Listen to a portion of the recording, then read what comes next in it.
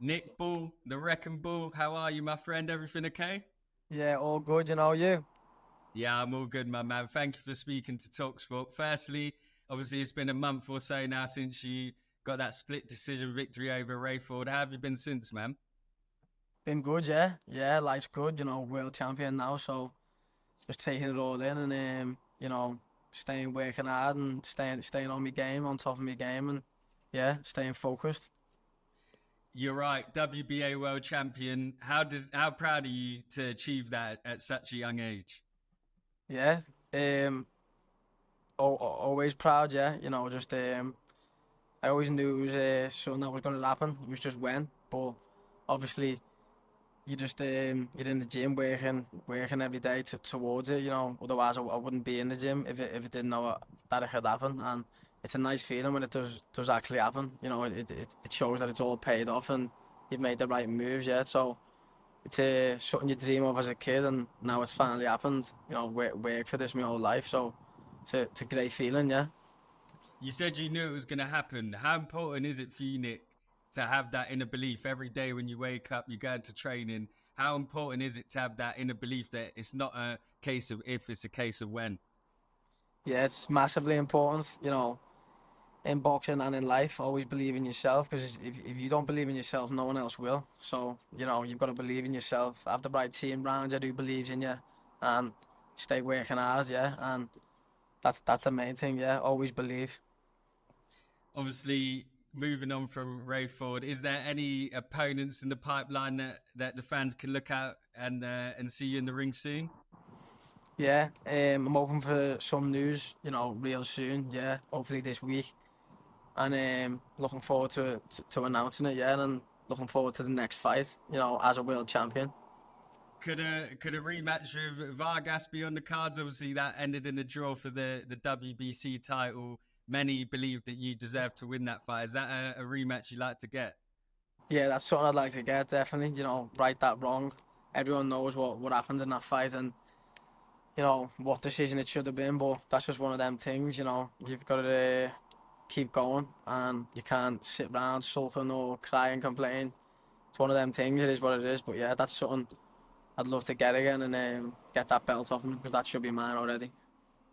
Is is it going to be a fight at featherweight? Is there any interest in moving up anytime soon, or are you going to stay at feather? Yeah, for the time being, stay at featherweight, yeah, and dominate this division 100%, and then maybe in the future move up. Obviously, we've seen other British fighters such as Lee Wood bounce between the weights. You fought at 133 before. There's obviously big fights. There's the likes of Tank Davis, Shakur Stevenson. Are those fights you have in your eye line, or is that not really your focus at the minute? Always in my eye line is big fights, yeah. Always. That's what everyone wants to see in it, and I'm a proper world champion, proper fighter, so that's always going to be in the eye line. Big fights, the big belts. I've got one of four, so looking to get the other three and become undisputed, yeah. But mainly, yeah, the big fights. Um, Put on for the people watching. That's what they want to see. They don't want to see no messing around. They want to see the best fighting the best, and I'm one of them, and I'm willing to fight anyone. Turkey Al Sheikh has been involved heavily in boxing. He's been putting on a lot of those big fights. Nick, how important has it been for you to have that involvement from Saudi to put on these fights? Does it make your life easier? Yeah, massively important. Yeah, he's took over the game. I feel like he's took it to a next level, and I've had the chance to go out to Saudi Arabia twice. So I can't thank him enough. I appreciate it. Yeah, it's the see you next level over there, and it's a massive experience, massive opportunity, and I've been involved in it. I'm sure if you'd asked any other fighter, would they like to go over there and have the opportunity to do so, they'd say yeah. So I'm thankful that I've had it. And obviously, your promoter Frank Warren in Queensbury. There's been reports they are signing a deal with DAZN. I'm not sure how much you can comment on that, but obviously, if Frank signs that deal with DAZN, himself and Eddie Hearn will be under the same broadcaster. Surely that just makes making the big fights even easier. Yeah, again, yeah, if that happens, that will make the fight easier. Because you know, years ago, you've had trouble in making them fights happen with the two different sides of, you know, promoters, you know, maybe not wanting to work with each other, but now they're in talks. So the main fights and the best will be fighting the best, hopefully moving forward. That's the way it should be. This weekend, Nick, live on talkSPORT, we got Joe Joyce v Derek Chisora live at the O2. What's your thoughts on that fight? How do you see it going? I'm not too sure, you know. Yeah, I'm looking forward to it though. It'll be a good one, yeah. Be a good fight, and that's a good show as well. Loads of good fights on that, so yeah, I'm looking forward to watching, and you know, may the best men win. Could you pick a winner? It's one of them fights, isn't it? They're both brawlers. They both like to throw a shot. They can both take a shot. Who would you pick if I had to push you? Don't really know. In that weight division, anything can happen. In boxing, anything can happen, but especially in that weight division, it only takes one shot. So, you know, we'll have to wait and see. And whilst we got you, Nick, obviously September 21st, AJ Dubois face off at Wembley. What's your thoughts on that fight? We had Duke McKenzie on Talk Boxing today. He actually backed Dubois. Where are you sort of leaning towards? Yeah, again, don't really know. It only takes one punch. You know, they're both heavy hitters. Yeah, so may the best man win on that one. But I'm sure it'll be exciting and everyone will be watching, you know, while it lasts. Because personally, I don't think I'll be going the distance.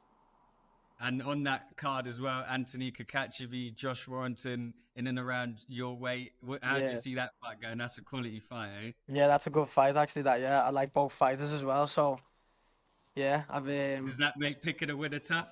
Yeah, I like both of them. Yeah, and you know, I think in the last one, Anthony, everyone treated him like a underdog and underestimated him. I thought that Joe Cordina was gonna beat him, but I actually said, nah, you know, don't write this Anthony off. He can bang, and he got the job done in style, and I feel like he deserved it as well.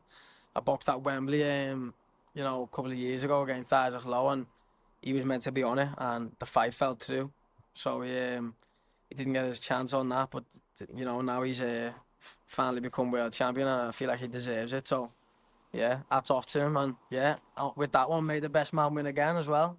Both good fighters. Just touching on that, Nick, that was actually the first time I saw you fight live. It was on the Tyson Fury Dillian White undercard, right? Yeah. And then obviously you've gone on to become world champion. Does that just show how quickly in boxing, if you're consistent, you put in the work, what you can achieve in that space of time? Yeah, if you're putting the work in day out with the right team around you, you know, that's the only way it's gonna go, innit? It's only gonna pay off. It's only gonna go up to the top, and you know, I've shown that's what's happened, and that's what can be done. You know, start from the bottom, work your way up, and now we're world champion. So it's a good feeling, but there's always more. Yeah, so continue to work hard. No, I like it. So if I said to you now, Nick, what does the next 2 years look like for Nick Ball? Currently the WBA world champion. We spoke again in 2 years. What would you like to say? That I'd become a undisputed champion, yeah, undisputed featherweight champion, yeah. That'd be something special, and that's something that I want. So I'm gonna keep working hard towards that, and you know, hopefully the people around me can make that happen. You know, I've got the best promoter in the game, Frank Warren, Team Queensby. They've been backing me from the start, you know, and the team, you know, day in day around me, Paul Stevenson, Anthony Humphries, the lads in the gym, yeah, just staying focused, and yeah, it'll all plan out. Is part of that plan maybe facing Naoya Inoue? I saw you said he's not a monster to you. Obviously, I love that self-belief. Is that a fight you believe could happen realistically some point down the line? Yeah, I don't see why not. He's speaking about moving up, and I'm world champion. You know, I'm the man at featherweight, so if he's moving up, he's moving into my weight, so I'll be ready for him.